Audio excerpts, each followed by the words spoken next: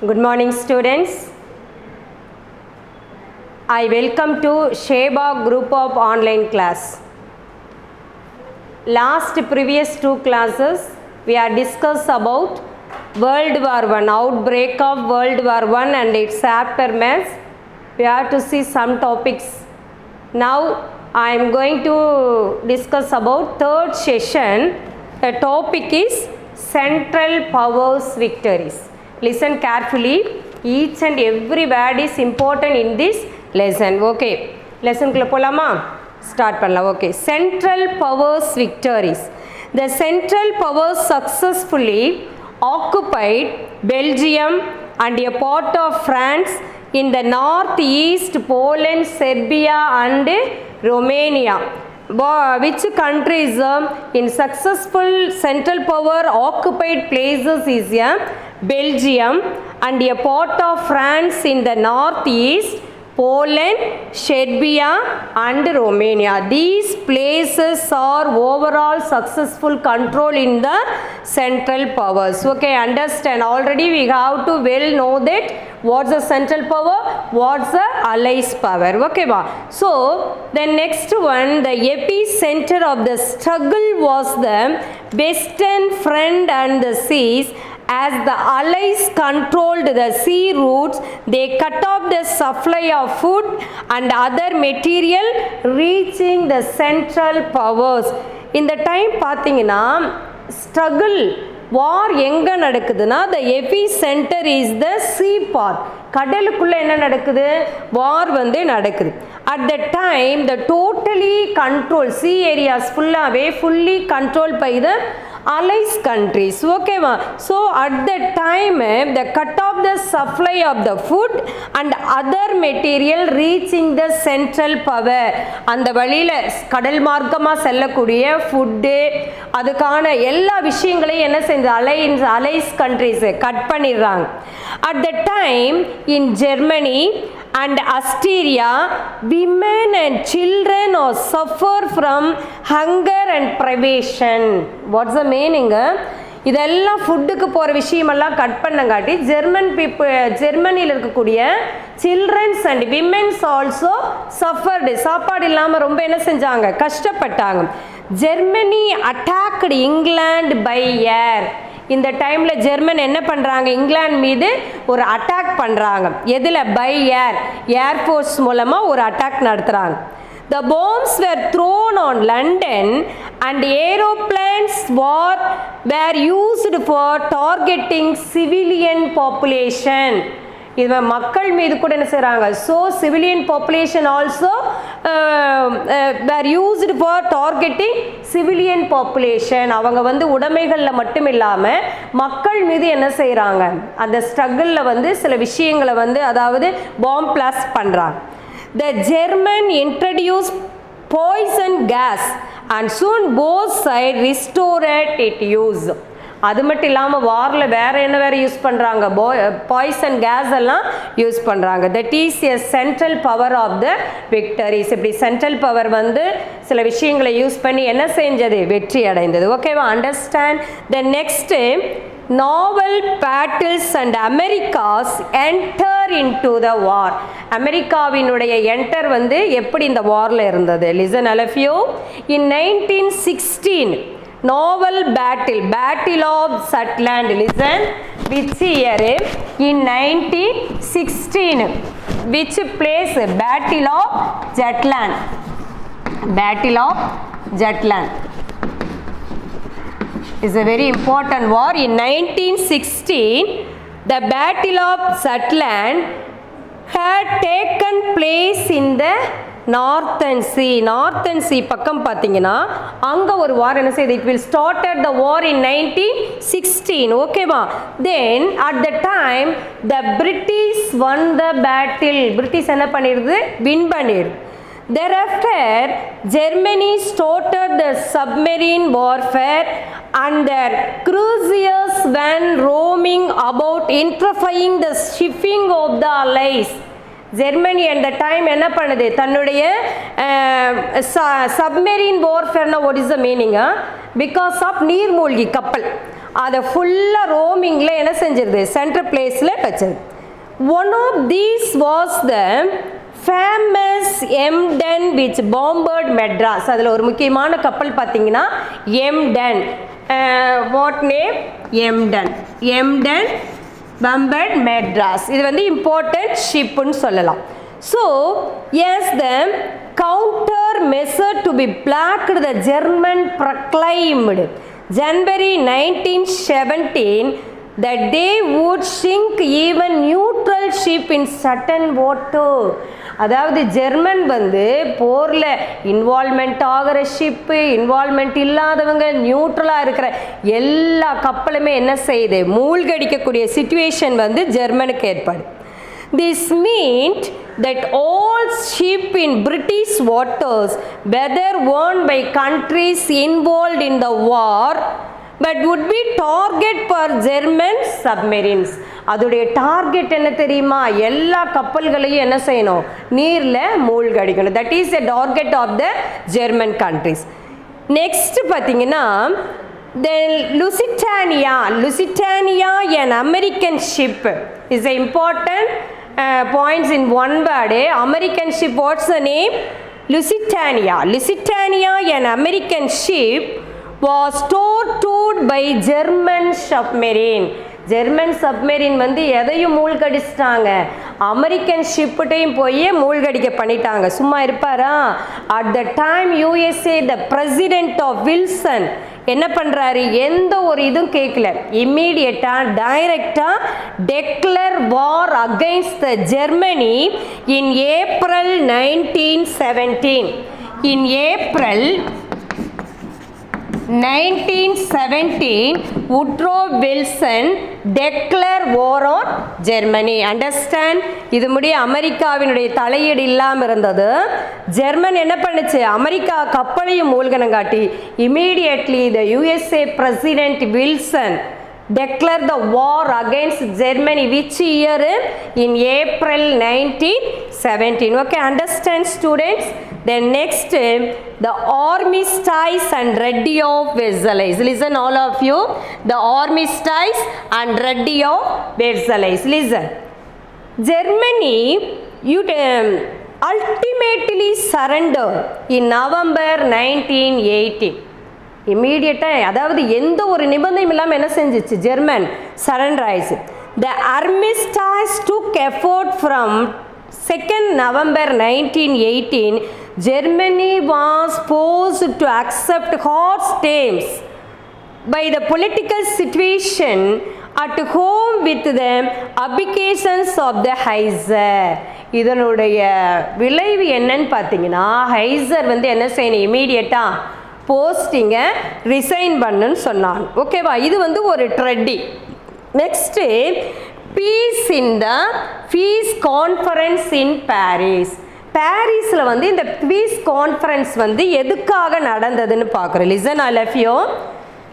The peace conference opened in Paris in January 1919.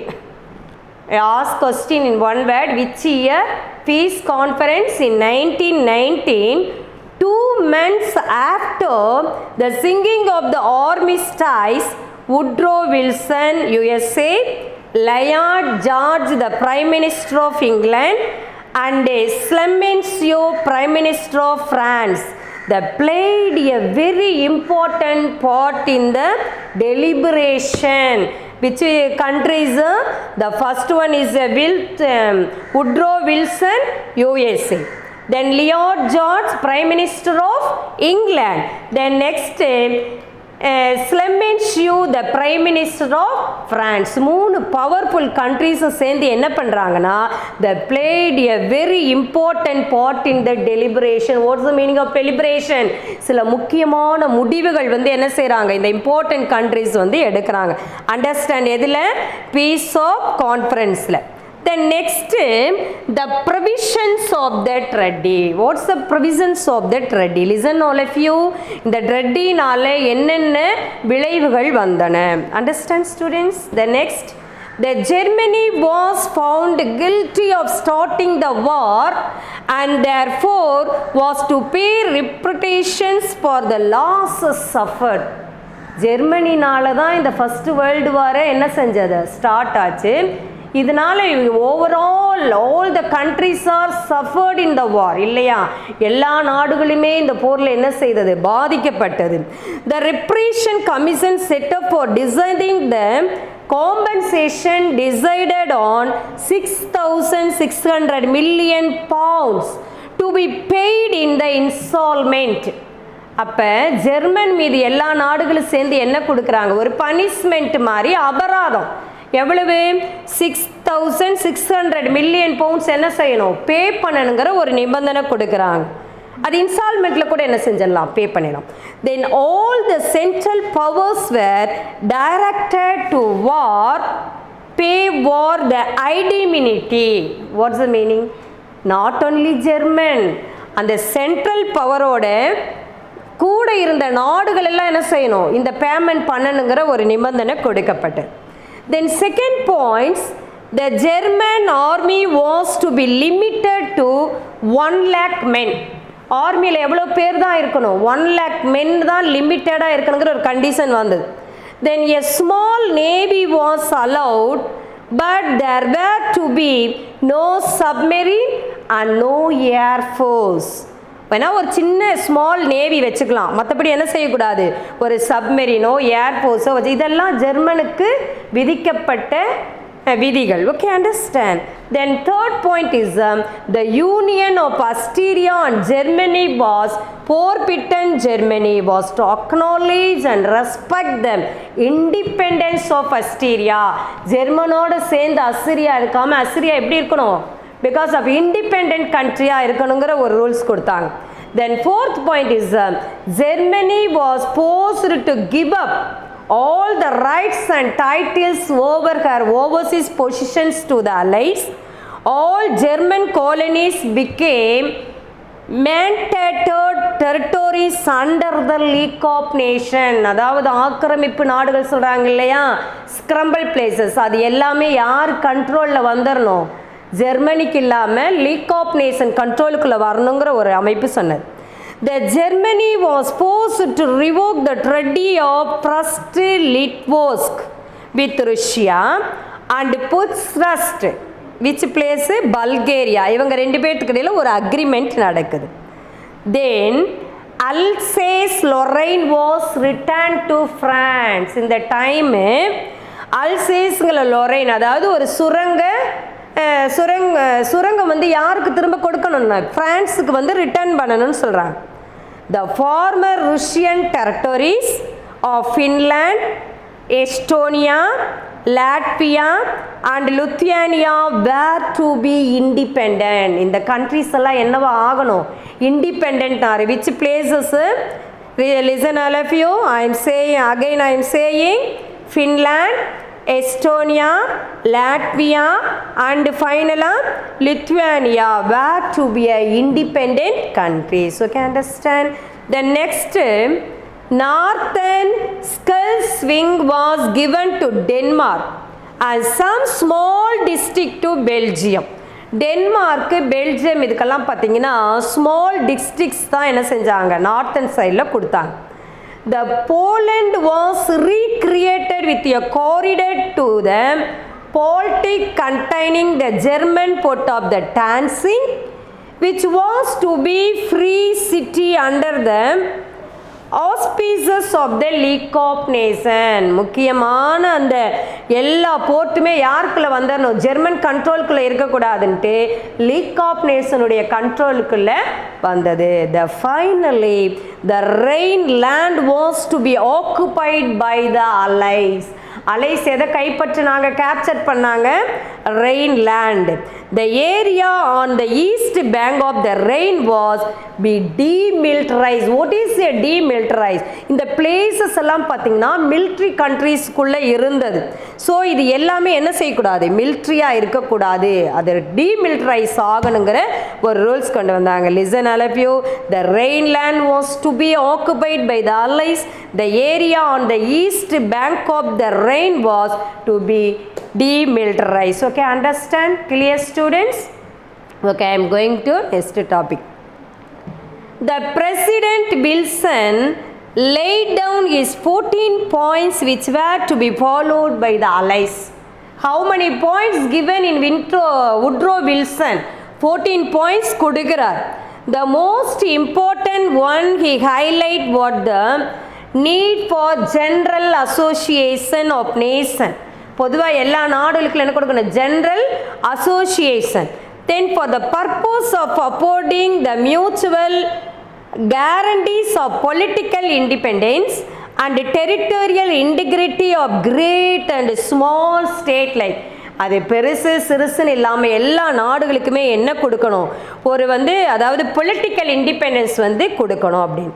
One of this interesting point was an opportunities to Russia for the independent determination of their own political development and development of the national policy and also of every kind that she may need or desire.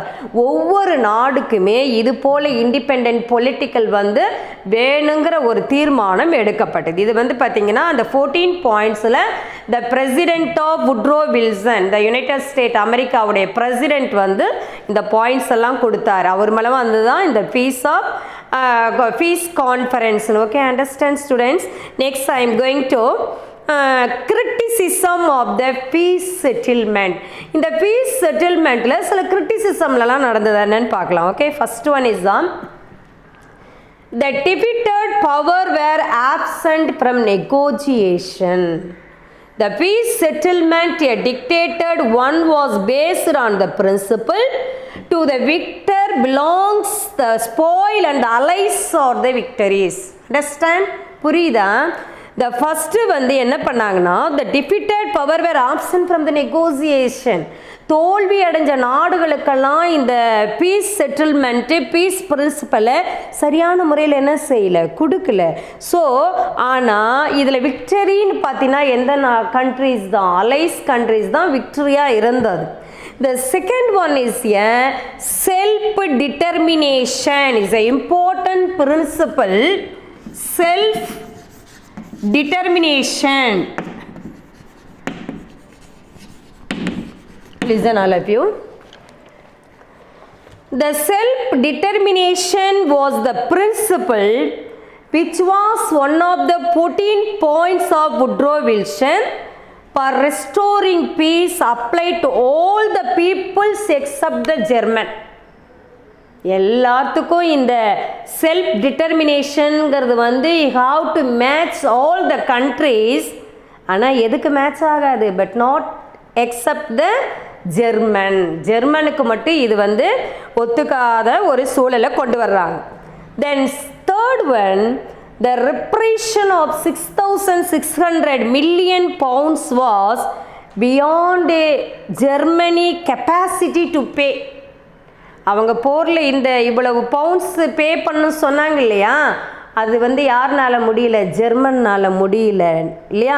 So the repression of 6,600 million pounds was beyond German capacity to pay. அதுக்கு பே பண்ணக்கூடிய capacity இல்லாத ஒரு situation ஏற்பட்டது இல்லையா. ஏன்னு கேட்டால் அது வாரில் ரொம்ப வீக்கன் கண்ட்ரீஸாக ஆயிடுச்சு. No. So then fourth one, Germany was weaken politically and economically. பொருளாதார ரீதியாக அரசியல் ரீதியாக பார்த்தீங்கன்னா totally German was weakened. But instead of having the large Russian and Austro-Hungarian empires on her eastern front, she was now bordered by small, weak and new state. இப்போ பார்த்தீங்கன்னா இவங்களுக்கு Hungarian, ருஷ்யன் இந்த எம்பையரெல்லாம் சப்போர்ட்டிவாக தான் இருந்தாங்க ஜெர்மனுக்கு. இப்போ அவங்கெல்லாம் இல்லாமல் லாஸ்ட்டாக அந்த பார்டரில் பார்த்தீங்கன்னா ஸ்மால், வீக்கன் அண்ட் நியூ ஸ்டேட் மட்டும்தான் ஜெர்மனுக்கு இருக்குது. Okay, understand. Then next, Wilson betrayed the German and Austrian to whom he had made promises. ஜெர்மனுக்கு யூஎஸ்ஏ போன்ற நாடுகள் ப்ராமிஸ் பண்ணியிருந்தது, நான் காட்டி கொடுக்க மாட்டேன்னு சொல்லிட்டு. ஆனால் in 1920 the United States took to a policy of isolation. United state America என்ன பண்ணாங்க? 1920 தனித்து நிற்க ஆரம்பித்தாங்க. The only a greatly weakened France, அந்த டைம் பார்த்தீங்கன்னா ஃப்ரான்ஸும் வந்து ரொம்ப பாதிக்கப்பட்ட ஒரு நாடாக தான் இருந்தது. With the qualified support of Britain was left to face Germany's the potential strength. அந்த நேரத்தில் பார்த்தீங்கன்னா ஜெர்மனிக்கு சப்போர்ட்டிவாக இருந்த கண்ட்ரிஸ் எது? France and Britain. Both countries only supporting to the German. Understand students? Next term, the Italy was much disappointed at the peace settlement. ஆனால் இதில் பார்த்தீங்கன்னா இட்டாலிக்கு வந்து ரொம்ப டிஸப்பாயின்மெண்ட் ஏற்பட்டது. ஒய்? ஏன்? Despite the suffering heavily, she was given merely small places such as Class-3, Istria and the South Tyrol. சின்ன சின்ன place மட்டும் தான் என்ன கொடுத்தாங்க? இட்டாலிக்கு கொடுக்கப்பட்டது. அதனால totally disappointment to the world war in Italy. Okay.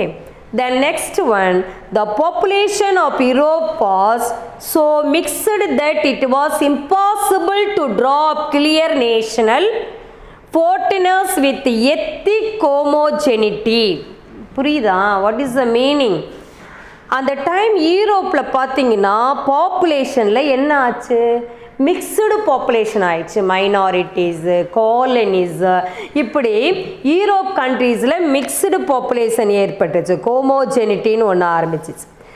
Finally, the settlement created many national minorities within state. நிறைய minority peoples என்ன இருக்க ஆரம்பிச்சிட்டாங்க, யூரோப்பில் இருக்க ஆரம்பிச்சிட்டாங்க.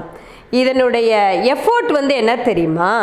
The countries gave promises to respect the right of minorities, but often relation turned the bitter. Minorities people, அதாவது அதே நாட்டை சேர்ந்த பீப்புள்ஸ் இருந்துச்சுன்னா ப்ராப்ளம் க்ரியேட் ஆகாது. இப்போ மிக்சடு பாப்புலேஷன் ஆனதுனால இந்த மைனாரிட்டி பீப்புள்ஸ் கடையில் அடிக்கடி என்ன நடந்தது? ஃபைட்டிங் வந்தது, சில மிஸ் அண்டர்ஸ்டாண்டிங் வந்தது. ஸோ இதனுடைய ஃபைனல் ஆன்சர் வந்து பார்த்திங்கன்னா ஒரு பிட்டர்னஸ் தான் உருவாச்சு. ஒரு கசப்பான உணர்வுகள் யூரோப்பில் தோன்றியது. Understand? The next, the separate territories were drawn up the sign by the allies with Austria, Hungary, Bulgaria and Turkey. இந்த allies நாடுகள்லாம் ஒரு ட்ரெட்டியில் சைன் பண்ணுறாங்க. Then the treaty was Turkey through accepted by the Sultan failed because of the resistance of Mustafa Kemal Pasha and his followers.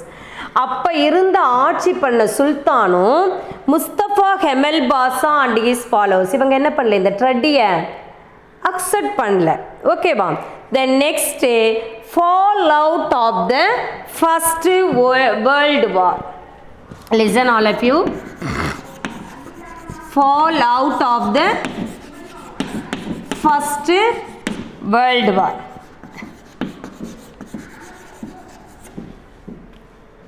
Listen all of you. The First World War left a deep impact on European society and polity. Through the conscription and through the air raids, the war had involved and affected for more of the population than in the first. இதில் அதிகமாக பார்த்தீங்கன்னா இந்த வாரில் யார் which people you have to totally affected? European peoples also affected, இல்லையா? So the Napoleonic war to the Balkan War of 1912 to 1913, Europe had lost fewer than 4.5 million men. அதாவது பார்த்தீங்கன்னா இந்த war, which war? Napoleon war start பண்ணி up to Balkan war during the year means 1912 to 1913. Listen, understand. 1912 to 1930 கண்டினியூவாக Balkan வாரும் Napoleonic வாரும் நடக்குது. இந்த வாரினுடைய விளைவு என்ன தெரியுமா? Europe had lost fewer than 4.5 million men loss. 4.5 million ஆண்கள் வந்து இறந்துருக்கிறாங்க. Now at least 8 million had died in 4 years. அப்படியே டபுள் மடங்கு twice 8 மில்லியன் பீப்புள் வந்து within 4 years 4 ஆண்டுக்குள்ள என்ன பண்ணியிருக்கிறாங்க, இறந்துருக்கிறாங்க. While more than twice as many were wounded. What's the wounded? நிறைய பேர் பார்த்தீங்கன்னா காயங்கள் அதிகமாக இருந்தது. And many crippled for life. What's the meaning of cripple? நிரந்தர ஊனமும் ஏற்பட்டது. The million more had succumbed for the worldwide influenza of 1918. 1918ல ஒரு fever வந்தது அந்த டைமில், இன்ஃப்ளூயன்ஸுங்கிற ஃபீவர்.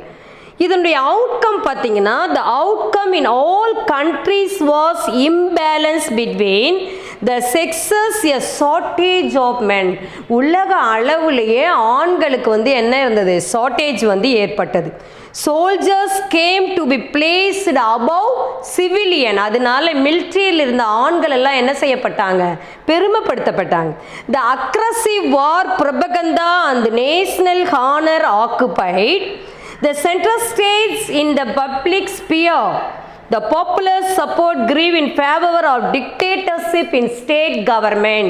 அந்த நேரத்தில் பார்த்தீங்கன்னா டிக்டேட்டர்ஷிப் என்கிற தனித்துவமான சிங்கிள் பர்சன் வந்து ஆட்சிக்கு வரக்கூடிய சூழல் வந்து உருவாச்சு. Okay, understand students.